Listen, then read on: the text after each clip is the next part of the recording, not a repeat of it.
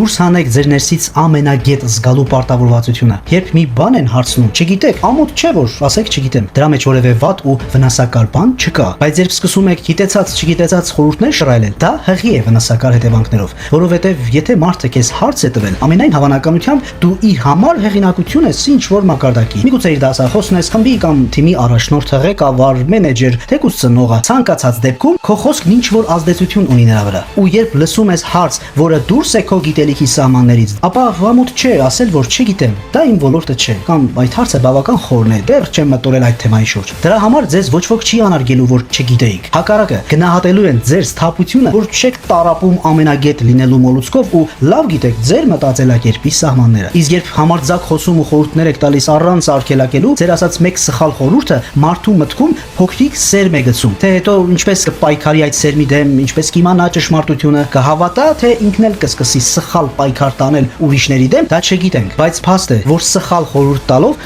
միշտ քայքայում ենք ճշմարտության ինչ որ մասնիկ ու վնասում մեզ էլ դիմացինին էլ։ Բոլորս մարդ ենք, ոչ թե աստվածներ։ Նորմալ է, որ մի 10 բան գիտենք, 100-ն էլ չգիտենք։ Մարդ լինելն ամոթ չէ, դու ամաչիր մարդ չլինելուց։